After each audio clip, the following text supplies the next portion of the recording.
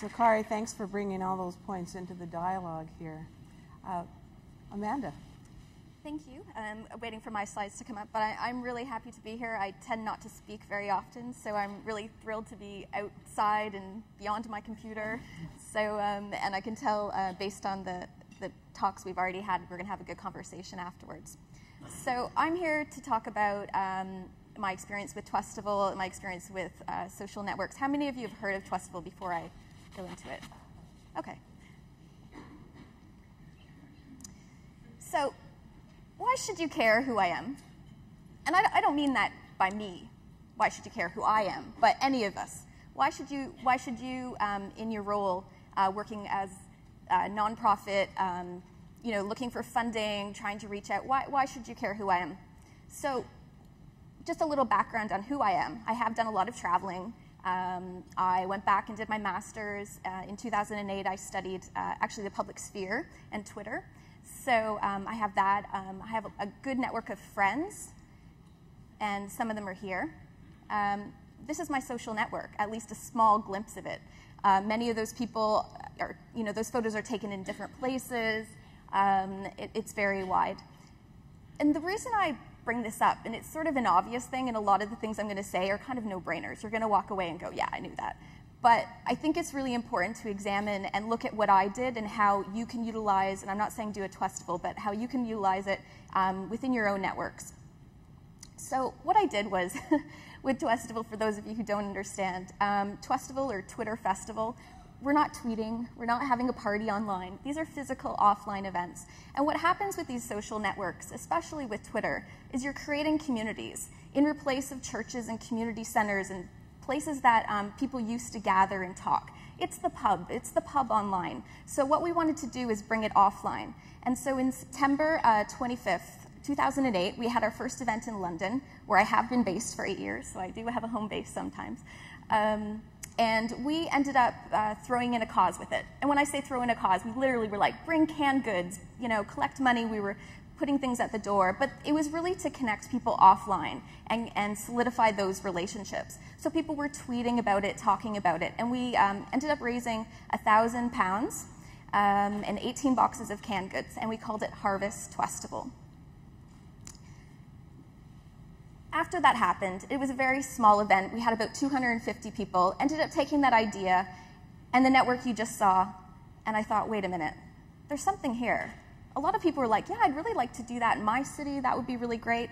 So I had this idea to pick a cause that we all support globally, and it wasn't until I came across Charity Water. I'm sure many of you are familiar with Charity Water. But at the time, they actually didn't even have their Twitter account. Which now has over 1 million followers, but Scott Harrison was on Twitter. And for me, back in 2009, that was enough. Connected with them, did our due diligence. I really felt like their messaging could fit within 140 characters. People could really get behind it, because we're asking for people to support one cause. What ended up happening was we had 202 cities within 3 or 4 weeks host offline events. That was, sort of over a 24-hour period. And we raised $264,000 in one day. And the money's great, but what's even more powerful is that related to 55 wells in 3 different countries. And 8 weeks later, we actually went to Ethiopia, and every day we uploaded video of our first well being drilled. And that, I think, is very powerful to bring people back in connection. And why that's important is many people had never heard of Charity Water. They were 2 years old at the time, very US-based. And after that, people started fundraising from Dubai. They started fundraising from Hong Kong and elsewhere. And I think that was a really interesting thing that came out of it. So that was 2009. Since then, we've had 4 events that have taken place. One is Twestival Global, which is the cause, one day, one cause all around the world, which was Charity Water in 2009. Last year, it was Concern Worldwide, and we supported education. And I also did a local version, which is where we took the same idea, but cities were asked to really reach out to their networks and find out what causes were important to them locally. And we did this, as you mentioned, 2 weeks ago was the latest one. So we raised $550,000. I think it's at $555. You can actually go to the impact section and see, and it's rated by country. But what's more fascinating out of this is really how people were giving beyond just funds. They were giving their time. They're working with the local nonprofits to really have that dialogue of how else can I help you. So we had a lot of our volunteers working and giving social media support, because a lot of these people are the early adopters that really understand, and that's their business. Technology, offering to build websites. Even last year, after when we were building up to the campaign, Haiti happened. And you can never prepare for things like that. And we were working so closely with Concern Worldwide. There was a moment where they needed BlackBerries, because in Haiti it was the only time you could get any reception was if you used BlackBerries. So within, I think it was 4 hours, we had 12 BlackBerries on their way to New York just by tweeting and contacting people. So we've had over 200 cities, and this is just to show some of the creativity. All of this is 100% donated. So in terms of our stats, we've raised $1.75 million now, and this is all through volunteer efforts. The average donation was about $5, to give you an idea. Obviously, there's some larger, some smaller. There's corporate sponsorships that are involved in cities. But generally, the average donation, and this is coming from ticket sales, so these are physical events. We also have online fundraising. Twitter really is used as the catalyst to get this stuff moving. We're not making money on Twitter. We did use some of the services, but I think we're still far away from people trusting what's happening there. But I feel like it's a massive motivator to get people to organize and coordinate and move forward. So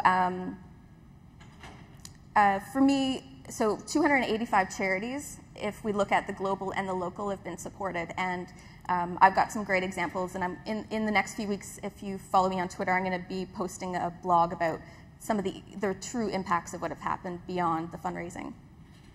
So these are some of our organizers, really amazing creativity that comes out. So these are some of the people involved. So how has social networking changed the game? I'm sure you've touched on a lot of this over the last few days, but I don't think there's excuses anymore for a lot of different things. And I'm going to be honest, because I like to give to causes, and I sometimes roll my eyes because I go, there's no excuses. You can get that for free now. You can go to Tumblr and you can get a blog, and it doesn't have to look bad, and you can find ways to do this.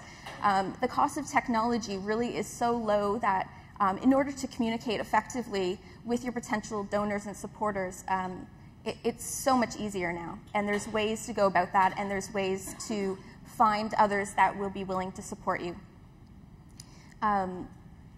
The messages, obviously, what's different is that it can have an immediate impact.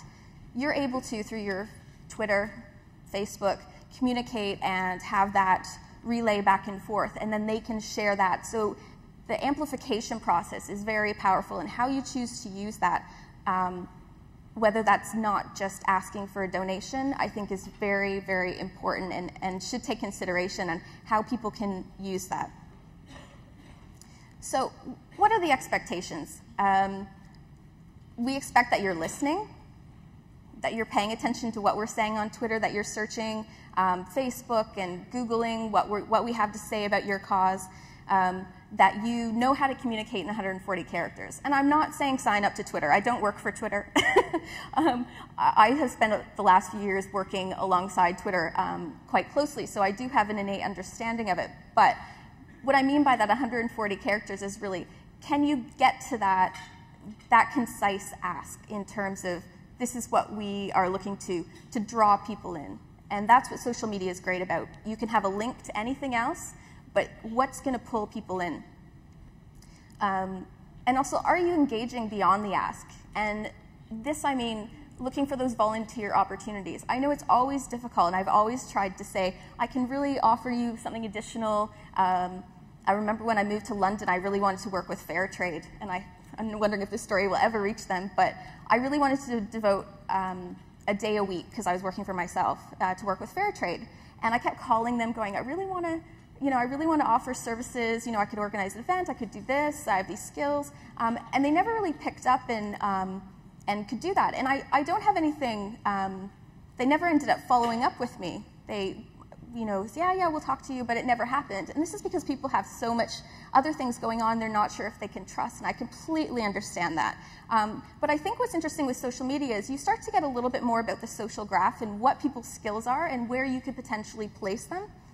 So I think there's going to be a lot of opportunities in ways that maybe if you're looking for something, it doesn't just have to be within your board of directors or your specific circle. You have a wider social network based on the people and their networks. So definitely consider that. Using social media to tell a story, but multimedia. Photos, videos, there's no excuses. Everybody has a phone, they have all these really fancy apps that can make things look completely, gorgeous now, and you don't have to be an expert photographer, but even just having a photograph from the field or wherever you are really has, it says a lot more than actually saying it, if you know what I mean. And also being transparent.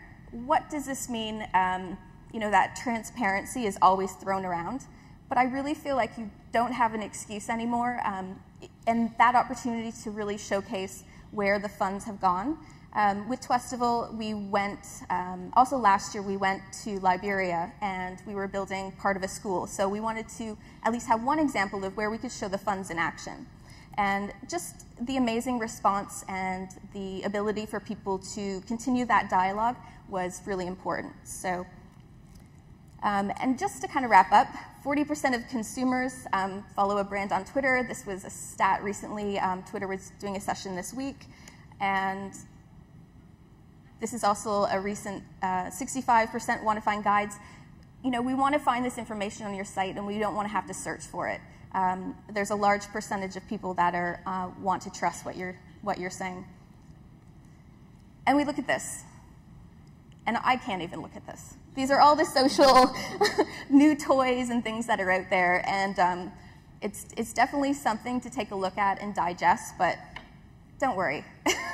It's not scary, and there's people to walk you through it. And I would say don't sign up to everything. I think, really take on a few different points, and if you want to try Twitter, don't be afraid, and don't be afraid to use your personal account.